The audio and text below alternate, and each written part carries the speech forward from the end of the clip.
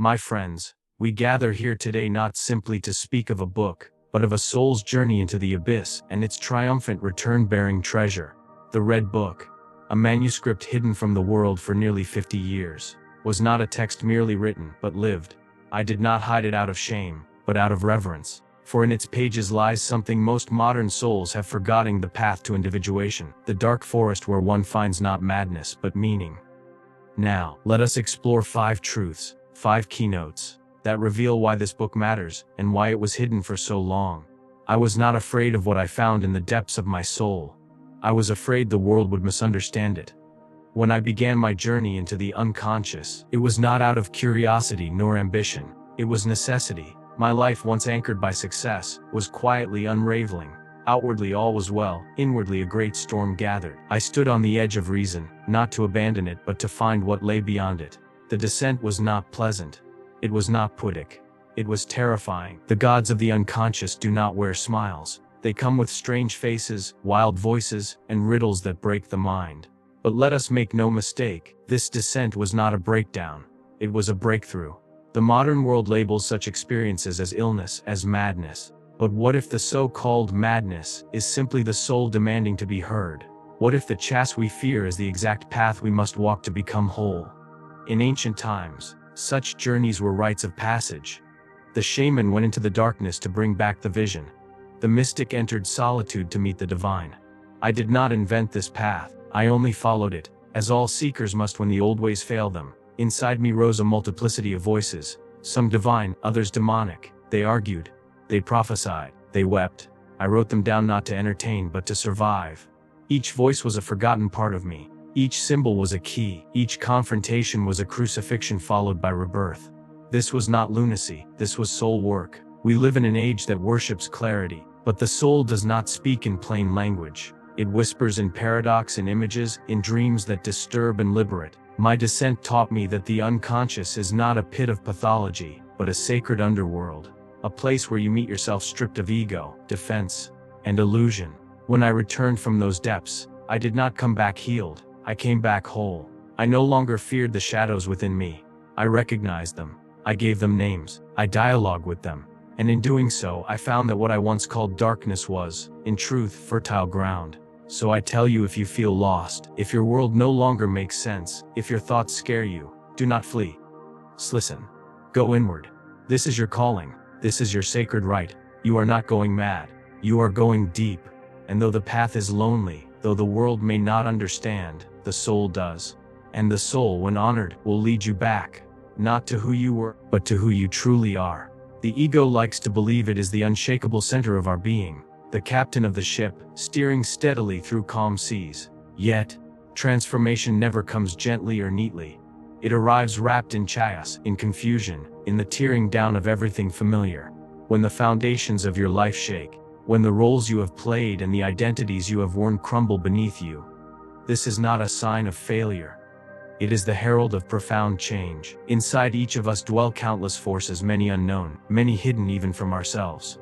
These forces are not always harmonious. They quarrel, clash, and resist. The Red Book was my witness to this turmoil. I faced my own inner tempests. Visions of destruction, voices that challenged my beliefs, figures that embodied fear, rage, and despair. To the outside world, this might seem like madness or breakdown.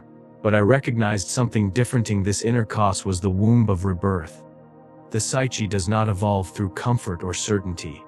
It grows through crisis, through what I call the nigredo, the blackening, the dark night of the soul. In this darkness, the ego loses its grip. Old patterns dissolve. The false self, the persona crafted to meet the world's expectations, disintegrates. It is a painful process, yes, but necessary. Without destruction there can be no creation. Without chaos, no order. You might ask, why must the soul suffer so? Because true transformation is not mere surface change. It is a radical remaking of the self, a rebirth from the depths. It is like the phoenix rising from ashes or the seed breaking open in the dark earth. The chaos inside you is the fire that purifies. It burns away illusions, fears, and false certainties to reveal what is real and eternal. In my journey, I came to understand that those shadowy, disturbing images and feelings are not enemies to be suppressed or ignored. They are messengers, guides sent from the depths to lead you toward wholeness. When you resist them, you prolong your suffering. When you face them bravely, you begin the alchemy of transformation. This is the paradox of the soul. It demands surrender and courage in equal measure. You must surrender your need for control, your attachment to certainty. You must also have the courage to face the unknown within you, to embrace your darkness without fleeing or denying it. So if your life feels shattered, if your heart feels heavy with confusion and fear, take heart. This inner chaos is not your undoing. It is your becoming.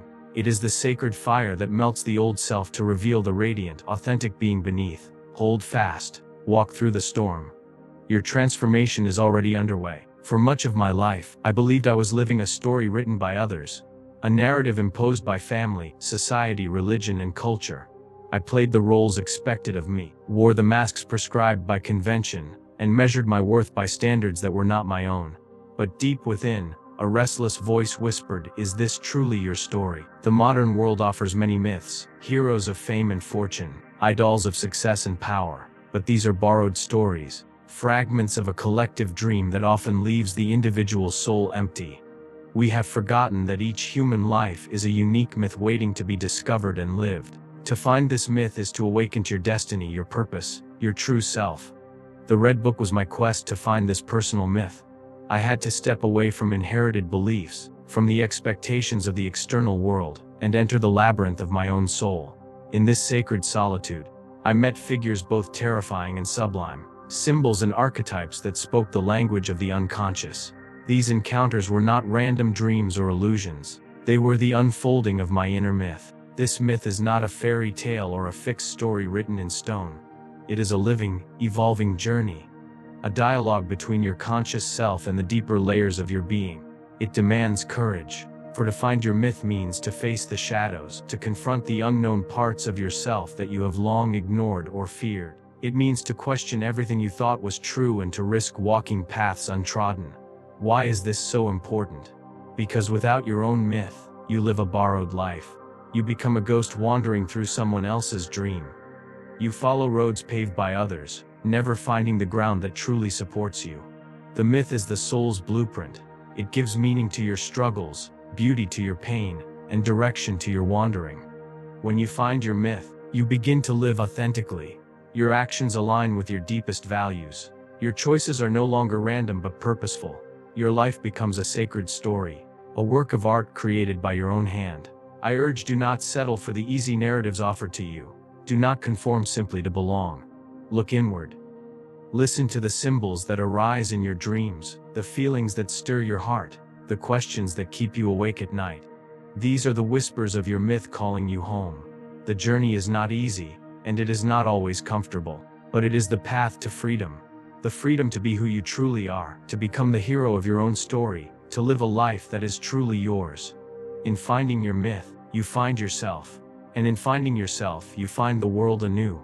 The soul does not communicate like the mind, which relies on words, logic, and linear thought. Its language is far older, more mysterious, and far richer. Made up of images, symbols, dreams, and myths. When I journeyed into the depths of my own unconscious, I quickly realized that the truths I sought could not be captured in ordinary speech or writing. The soul speaks in pictures, in stories that arise spontaneously from the depths, in visions that defy simple explanation but carry profound meaning. This is why the Red Book is not a conventional book. It is not a treatise or a philosophy.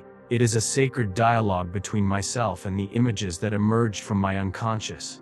I recorded these images not because they were fantasies or delusions, but because they were the soul's way of revealing hidden realities. The ego, with its reliance on words and rationality, often dismisses these images as nonsense or madness. But this is a grave mistake. To truly understand yourself and your place in the cosmos, you must learn to listen with more than just your ears and eyes. You must listen with your imagination, your intuition, your heart. Images are living things. They are not fixed in meaning, but fluid and dynamic, speaking differently to each person and in each moment. They connect us to universal truths that transcend time and culture. Archetypes that appear again and again in myths, religions, and dreams throughout human history. These symbols carry the wisdom of the ages, encoded in a language older than words. When we ignore or suppress the language of images, we cut ourselves off from the deeper parts of our being. We become fragmented, confused, and lost. but when we engage with them.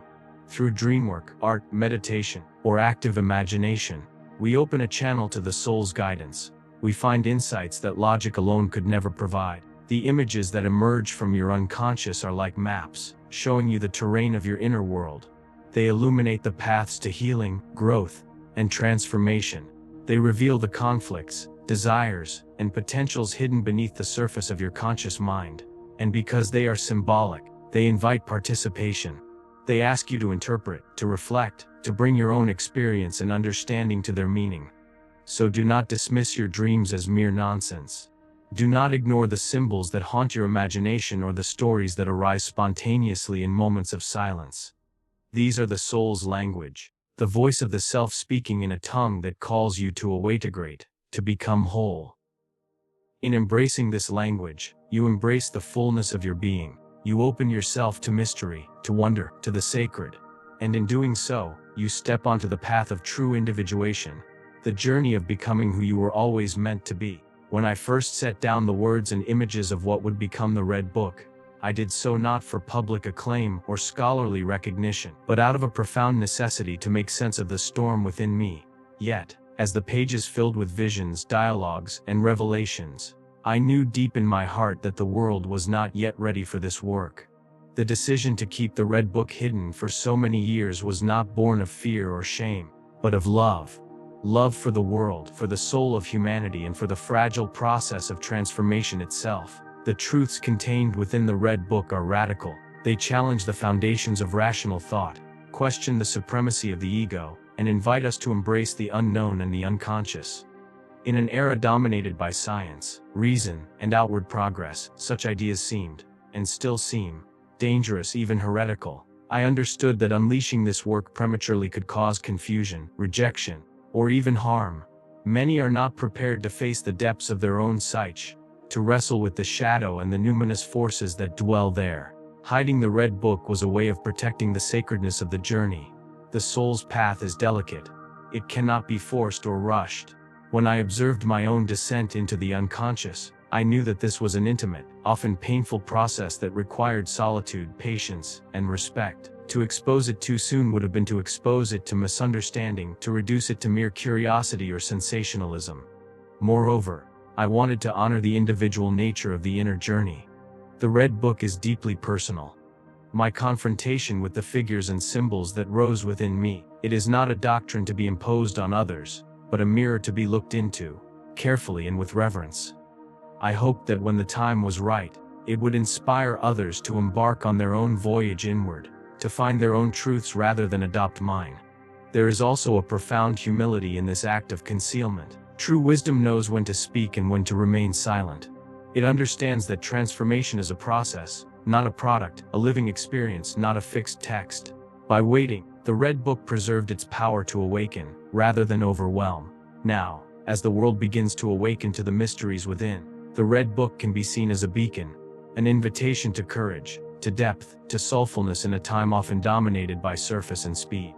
My hope is that this work encourages you to honor your own inner experiences, to face your shadows with love, and to trust that the soul's journey, no matter how difficult, is ultimately an expression of life's deepest love. In hiding the Red Book, I was not hiding from the world. I was protecting a sacred flame, so that when the moment was right, it could ignite the hearts of many. My friends, the Red Book was not written for the elite, the scholars, or the mystics alone. It was written for you. For the wounded, the seekers, the silent dreamers. Do not fear the darkness. Do not flee from the void, for within it lies the spark of the divine. Walk into yourself. There you shall meet not a stranger, but the self you were always meant to become. Who looks outside dreams? Who looks inside awakens? Thank you.